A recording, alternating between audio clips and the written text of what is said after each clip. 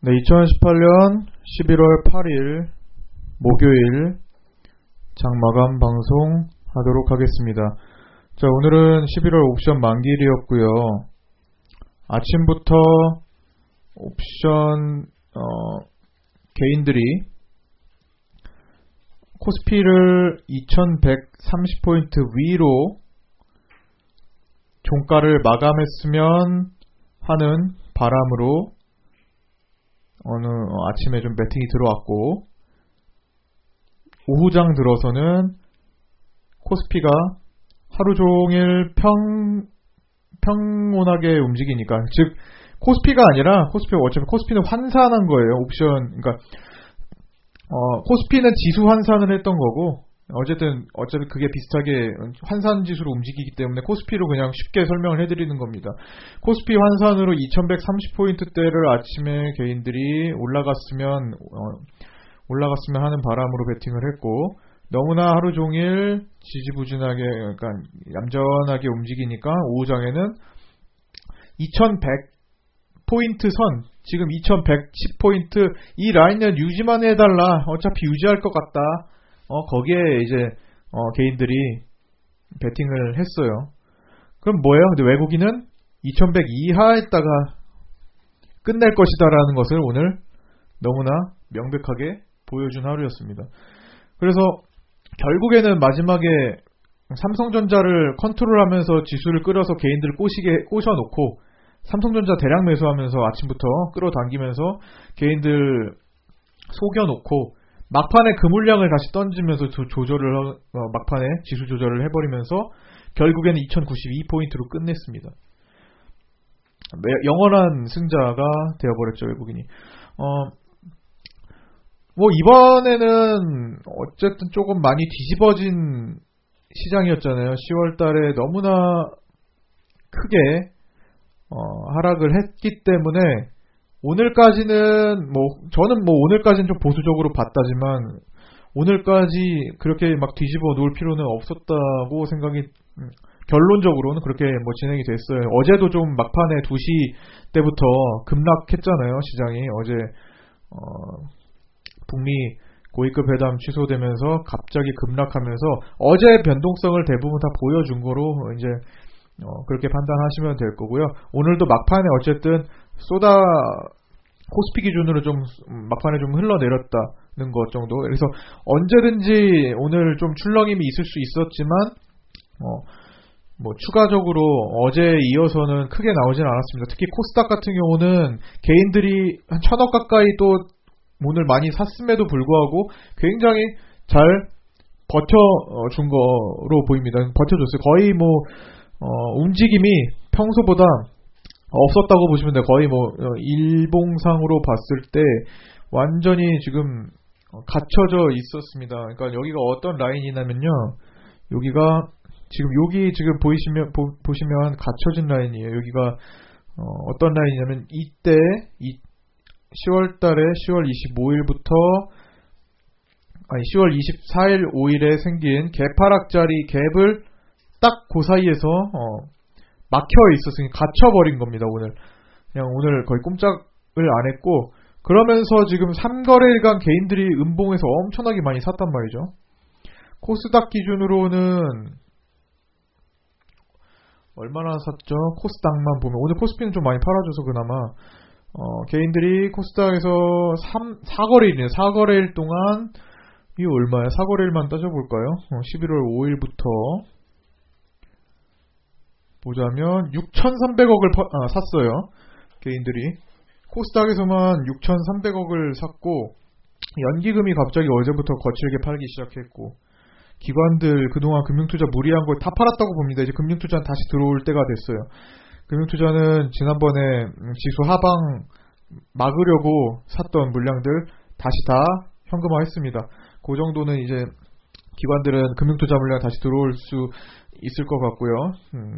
오늘 투신 방어 들어왔고 외국인들도 소폭 샀고요. 국가에서 좀 많이 팔았네요. 오늘 그러니까 금융투자와 국가, 연기금 등에서 파는 물량을 개인과 외국인이 조금 받아주고 투신도 조금 방어해주고 하는 정도로 끝났습니다.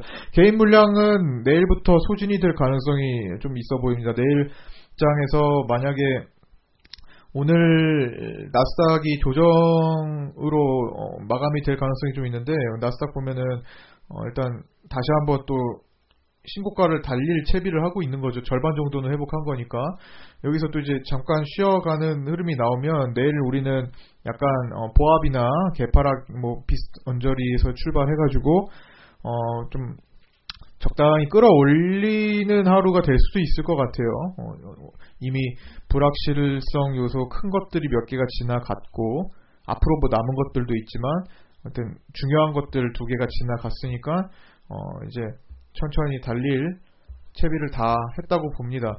기본 반등이 나올 수 있을 것들 많이 나와줬고 아직도 멀었지만 아직도 기본 반등으로 제가 말씀드리고 있는 30에서 70% 최저점 찍은 것 대비 올라온 거도 있지만 아직도 시장에서 절반 이상은 절반 정도는 아직 안 나왔어요.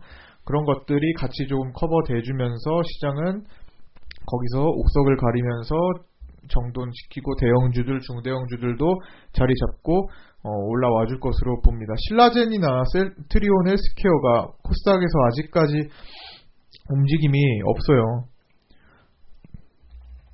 신라젠이 지금 여기 오늘 뭐 0.79% 아예 그냥 가만히 멈춰 있는데 상단부 저항을 딱 머리에 딱 뭔가 누가 뚜껑을 덮어놓은 거예요. 지금 돌파하기 어려운 자리입니다. 지금 딱 뚜껑 덮어놓고 누르고 있어요. 그러니까 코스닥이 지금 완전히 움직임이 없죠. 종목들 개별 종목들만 지금 일부들이 올라가고 반등, 그냥 기본 반등 정도 나오고 있는 수준인 겁니다.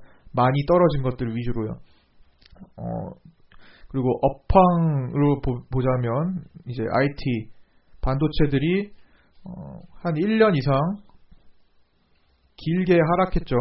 길게 하락한 위치에서 뭐 업황이 좋지 않아졌다, 업황이 꺾였다라는 바닥권에서 안 좋은 뉴스들을 내보내고 실제 지표도 반도체 업황이 꺾인 것도 확인할 수 있고 실제로 최근 들어 기사들도 많이 나오고 있습니다. 바닥권에서 업황이 꺾였다는 말은 반대로 해석을 하시면 될 겁니다. 업황의 경기에 6개월에서 1년을 선행한다고 보시면 돼요. 주가. 그동안 반도체가 많이 내려간 것은 지금부터 꺾인 지표를 선반영해서 움직인 거기 때문에 오늘 같은 경우는 뭐 인터플렉스나 제이스텍 같은 것들이 바닥에서 이제 돌아올릴 채비들을 하고 있는 겁니다. 오늘 이번 주 이렇게 해가지고 그동안 너무 많이 내려왔잖아요. 이런 것들 제이스텍 같은 것도 보면은 굉장히 한동안 내려왔죠. 그렇죠? 1년 6개월을 내려왔 1년 6개월 내려오고 이제서야 반도체 쪽 업황이 좀 지표들이 조금 안 좋게 나왔다라는 것들을 언론에 많이 노출시키고 있는 겁니다. 반대로 좀 생각해 볼 필요가 있을 거고요. 그 다음에 어찌됐든 다시 시장 얘기로 돌아가자면 옵션 만기일에 순탄하게 생각보다 요동치지 않고 끝났지만 결국에는 개인들이 원하는 대로는 일어나지 않은 겁니다. 어쨌든 개인들은 개인들이 변동성을 오늘 이번에는 예측을 했기 때문에 그거대로 오늘 급격하게 조절을 하면서 원치 않는 방향으로 가준 거예요. 결국에는 외국인들이 쥐락펴락 하는 겁니다. 오늘 삼성전자를 아침부터 삼성전자를 얼마야 45,000원까지 2.4% 올리면서 대량으로 물량을 확보를 한 다음에 저 외국인들이 확보를 한 다음에 마지막에 싹 빼가지고 여기까지 한 1,000원 가까이 빼버리면서 지수를 조절시키잖아요. 그냥 거의 외국인들이 오늘 같은 날은 그냥 갖고 노는 것으로 보면 됩니다. 완전 삼성전자를 가지고 지수를 가장 확실하게 움직일 수 있는 것들. 이제는 일단 가장 치열했던 10월장에서 출발한 그 11월 옵션물이 끝났으니까 이제는 조금 안심을 하셔도 되고, 설령 뭐 중간중간 뭐 조정 파동 나오는 건 당연해요. 그건 어느 시장에나 있는 거예요. 폭락을 거치지 않은 시장에서도 중간중간 갑자기 시장 쏟고 올리고 하는 거, 조정 거치고 올라갔다 조정 거치고 하는 거는 언제나 나오는 겁니다. 그 정도의 조정으로 생각을 하시고 이제는 접근을 하셔도 되고요. 낙폭과대 종목들, 10월 낙폭과대 종목들은 이제 내일부터 다음 주까지 해서 기본 반등 나온 것들, 그리고 나올 것, 더 추가적으로 큰 상승 나올 것들 가려내서 한쪽으로, 혹은 일부 종목들 한 압축해서, 확실하게 압축해가지고 어떤 계좌 자체를 크게 만회할 수 있는, 10월 폭락을 11월, 12월에 만회할 수 있는 전략을 좀 짜야 될 것 같아요. 그렇게 진행을 해드릴 거고요. 단기 매매는 계속 할 수 있던 거지만, 단기 매매가 아니라 묵직하게 뭔가 제대로 먹을 수 있는 것들을 추구해야 될 시즌인 겁니다. 신용하실 분들 정말 적절한 신용 베팅도 들어갈 수 있는 위치입니다. 종목들 타점, 그리고 목표 기간 설정해가지고 철저한 계획하에 베팅하셔도 무방한 시장이 이제 거의 왔다고 보시면 됩니다. 그러나 11월 일정이 전체적으로 끝난 것은 아니에요. 뭐 금융 일정들이 끝난 것은 아니기 때문에 언제든지 글로벌 변수가 생길 수는 있습니다. 그렇기 때문에 그 변수가 생길 수 있는 일정들 앞에서는 조금씩 주의만 해주면 될 것 같아요. 어떤 변수가, 어제처럼 갑자기 고위급 회담, 북미 고위급 회담이 취소될 거라고는 거의 뭐 바로 뭐 그거를 속보로 나온 거니까, 그거를 뭐 이거 취소가 아니죠. 연기될 거라고 직전에 예상하기는 어렵겠죠.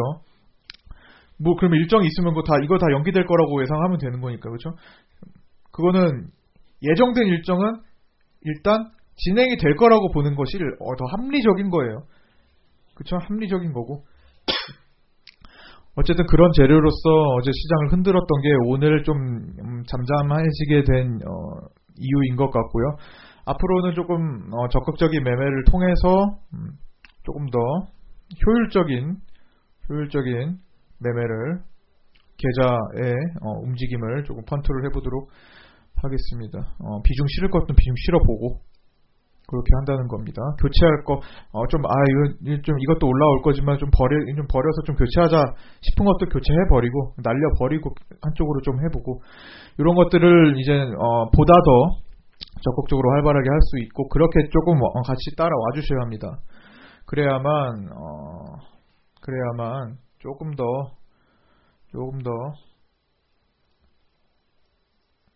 효율적이고 빠르게 계좌가 바뀔 수 있을 겁니다. 수급을 간단히 확인을 하고 종료를 할게요. 잠깐만요. 수급 상황이 어디 갔어?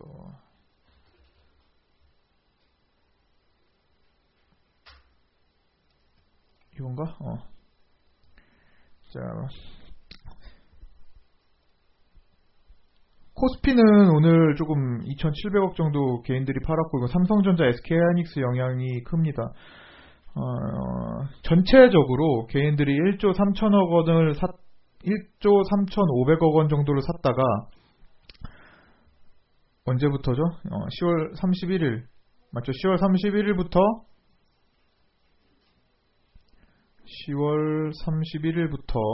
지금까지 코스피, 코스닥 1조 3,500억 원 정도까지 샀다가 살짝 줄었어요. 코스피 영향으로 한 1조 2천억대로 줄었습니다. 갈 길이 많아요. 아직까지 개인들 물량 6천억 이상은 더 빼서 줘야 될 것 같아요. 6천억 이상. 그 6천억 이상은 이제 앞으로 다음 주까지 해가지고 아마 떨궈질 가능성이 높습니다. 이제 개인들도 무리하게 베팅을 한 겁니다. 여기서 과연 개인들 물량을 어떻게 뺏어갈지 순탄하게 뺏을 수도 있고요. 올리면서 뺏는 게 순탄하게 뺏는 겁니다. 올리면서 시장을 끌어올리면서 뺏을 수도 있어요. 뭐 굳이 꼭 안 내려도 뺏을 수 있습니다. 그러나 단기적으로 출렁출렁이면 짧게 있을 수 있어요. 그거는 이제 거기가 계속 기회가 될 겁니다. 내리 꽂으면 기회, 내리 꽂으면 기회, 이렇게 보셔도 됩니다. 오늘 안 나왔으니 언제든 나올 수 있어요. 하지만 이제는 일반적인 시장에서 나올 수 있는 정도로 이해하시면 되고요. 핵심적인 종목들 분석해서 적절한 시점에 제대로 비중 베팅 들어가는 거 준비를 해놓고 있으니 그런 것들 사인 나오면 그렇게 같이 좀 진행해 주시면 되겠습니다. 자, 오늘도 수고 많으셨고요.